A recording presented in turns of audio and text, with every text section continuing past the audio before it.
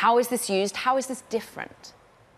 Well, first of all, I'll note that Pulsar is already being used by U.S. military customers across multiple continents, multiple AORs, on fixed sites, on mounted vehicles, and on aircraft. So Pulsar, while we're announcing it for the first time today, ahead of Soft Week, it's actually been in existence for years. This is something we haven't been able to talk about, but that we've been working on for a long time. It's an AI-powered electronic warfare tool that can understand what's going on in the RF domain and then take measures to accomplish your aims within the RF domain. So jamming, hacking, spoofing, controlling, identifying things, countering those things, making sure that your own electronic systems maintain their functionality.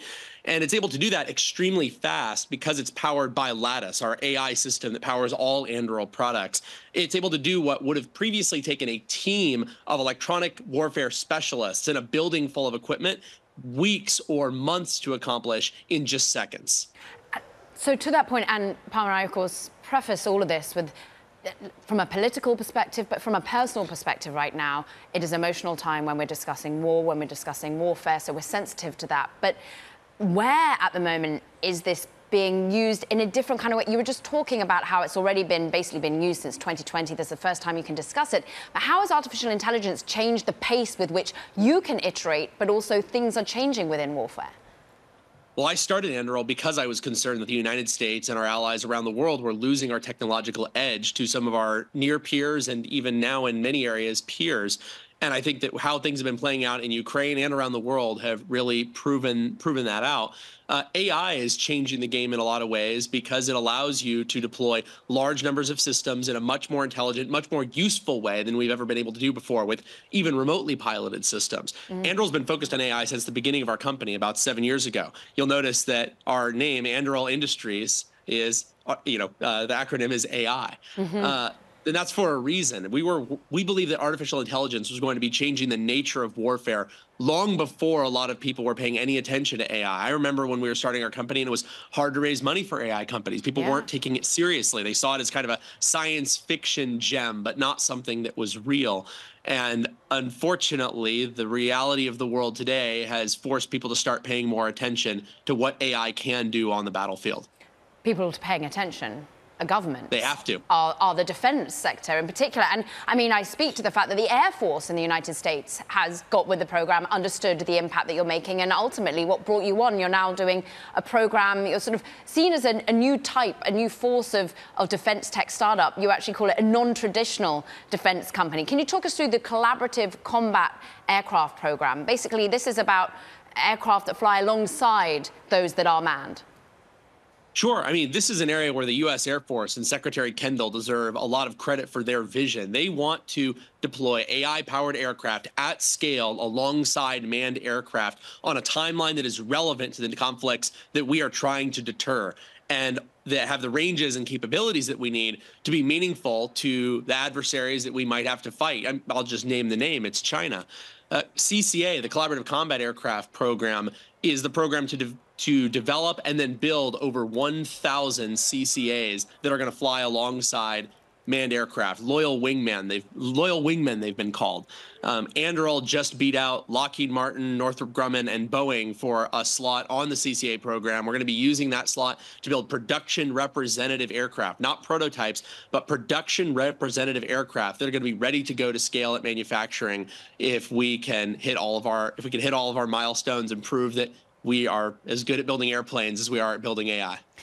You went there and you mentioned China. I'm interested as to, therefore, where you will manufacture and ultimately see deploying of these particular autonomous fighter jets. Well, they're going to be deployed right here or built right here in the United States. Where they're going to be deployed, that's up to our customer. I don't have a ton of insight into where exactly they might do that, though I've got some ideas.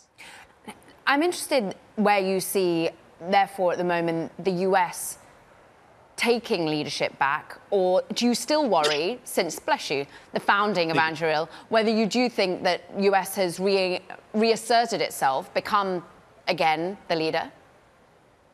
I think that we have a long way to go in certain areas, but the really powerful thing is that we've recognized the areas where we have problems. I think people have been pulled out of their slumber. They realize that there's areas we can move much faster. We can do things in months, not years, that just were not possible to do within the bureaucracy before, within the previous construct of how we were supposed to get things done. I mean, the Air Force taking a bet on Anduril on CCA is just one of many examples of people realizing that business as usual is not something that we have time for, not in the modern timeline, not in the modern threat environment. But what about the competition from the Boeings, from the Lockheeds? Are they not getting with the program, starting up their own internal startups or indeed making acquisitions? You know, I don't feel like those guys are really the competition. I feel a bit of a kinship with them. Look, I'm not running my business the same way that they're running their business. But at the end of the day, we're all trying to protect the same country. We're all trying to protect the same values, more or less, here and around the world. I'm actually much more worried about the competition from Iran. I'm much more worried about the competition from Russia and China. We've had systems in Ukraine since the second week of the war, and the innovation that I've seen coming out of Russia, China, and Iran as kind of a coalition of very technologically advanced adversaries, it worries me a lot more than the competition that I have here in the US. There's things that I'm going to build that I do better than Boeing, for example, and there's things that Boeing is going to build that where they're better than me. And I recognize that, and I think we're doing a pretty good job of finding how we can continue working together with all of these different companies. And all these companies that I just mentioned, us beating on the CCA program, we're working with all of them in some capacity on other programs. It's actually a little less cutthroat than people would think because of that very strong shared sense of mission that you see in the United States national security apparatus. And you're aligning incentives with allies as well. And we note, of course, an autonomous sub that you've been working with Australia and actually sort of co-developing and keeping on pace. Unheard of kind of in the defense contract space of actually being on time and in budget. But where else might you manufacture, might you co-develop? It was interesting that one of our own reporters highlighting that the VP of Taiwan was speaking at a US event. Would there ever be manufacturing in Taiwan? Well, you're right on the Ghost Shark program. That's an autonomous robotic submarine the size of a school bus that we've been developing with the Royal Australian Navy.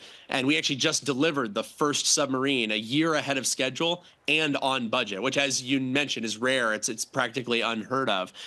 There are other areas where we're looking to expand. I can't talk about the specifics of it, but I can tell you that I'm in Taiwan frequently. I was just there a few months ago. I'm going back in just a few weeks. Taiwan is obviously one of the key technological partners of the United States, especially in the region. It's critical for United States military security that Taiwan remains free and independent and democratic, but it's also very important for our economy. I would say there might not be another country in the world that is really underpinning so much of our way of life when it comes to semiconductors and all of the things that they power throughout our consumer and industrial and defense economy.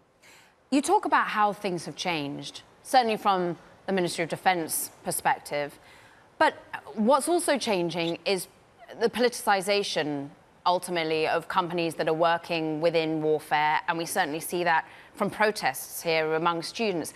How have you been feeling Anduril is being embraced still by the private sector from a money perspective? Are you raising money? Is it easy to do so? Are you looking to go public?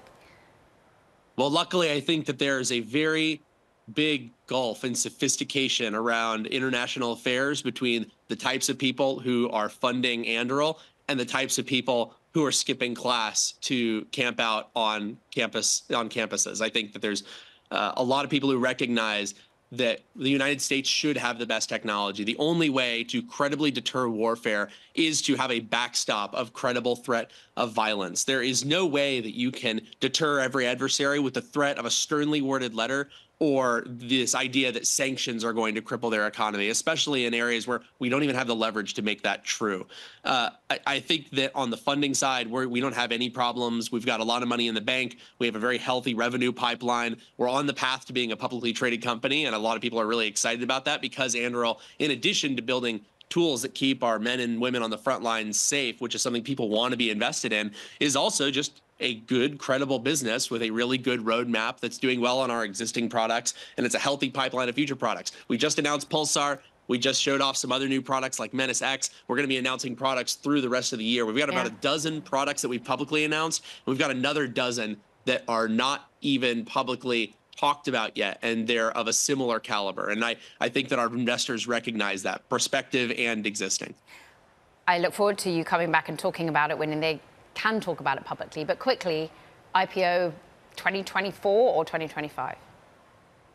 Well, I can almost promise you it won't be 2024. If it was, we'd already have to be way down that path. Anduril wants to be a publicly traded company for a variety of different reasons. It's something that we've wanted to do since the very beginning. You know, this is my second company. You might know I started a company called Oculus VR when I was 19. I sold that to Facebook for a few $1 billion. I was there for a few years before I was fired, and I've decided that I want to go on a different path this time. And luckily that aligns with what our customers want us to do, what our investors want us to do. And I think what the American people want to do, where they want to be able to buy into these companies, not have them operate as private entities beyond reach and beyond control.